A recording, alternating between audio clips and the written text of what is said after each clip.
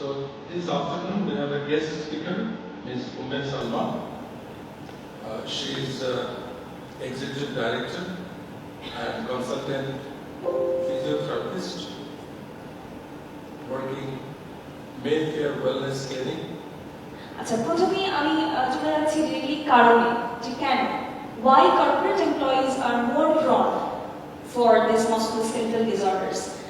Already sir কিন্তু অনেক সহজ করে দিয়েছে আমার জন্য ব্যাপারটা, সে অনেক কিছু ক্লিয়ারলি আসলে বলেছে। আপনাদের মধ্যে থেকে আমি একটু জানতে চাচ্ছি, তো কি বলতে চাইবেন যে কেন কর্পোরেট এমপ্লয়িজদের মধ্যে বেশি হয় নেক পেইন বা ব্যাক পেইন?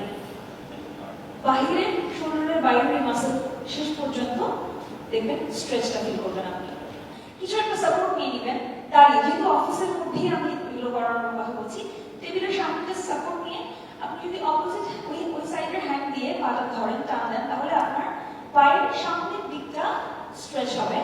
এমন এক্সারসাইজ আছে যেগুলি করলে আসলে স্ট্রেচ না হয় উইক করে দিচ্ছে। আমি আসলে এই জন্য বলিনি যে আমরা গুগল দেখে এক্সারসাইজ করছি সব ভুল হবে। ব্যাপারটা কি হয় যে আপনার এইজ কত স্যার? আপনার এইজ কত? 61. So you are very young. Ma'am, অনেকে আছেন যে অল্প কিছুক্ষণ দাঁড়িয়ে থাকলে খুব টায়ার্ড ফিল করেন, অর্থাৎ খুব সামান্য, হয়তো 1 মিনিট বা আরো কম, কিন্তু দাঁড়িয়ে কোনো কাজ করতে পারছে না। মানে এমন না যে পায়ে ব্যথা করছে, হাতে ব্যথা করছে, এমন না, কিন্তু বারবার বসতে ইচ্ছা করে, কারণ খুব টায়ার্ড লাগছে। তো সেক্ষেত্রে রেমেডিটা কি হতে পারে?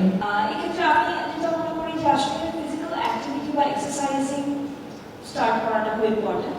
মাসল উইকনেস থাকলে যেটা হতে পারে, সবার আগে আসলে আমরা কেন টায়ার্ড লাগে বা বসতে ইচ্ছা করে, ফ্যাটিগ লাগে, বিকজ মাসলস আর ইমব্যালেন্স। হয়তো ওই ব্যক্তির আপনি যার মধ্যে বলছিলেন তার হয়তো মাসল খুব ইমব্যালেন্সড, মাসল খুব উইক, যার জন্য এটা হচ্ছে। So the better solution to this is exercising properly and regularly.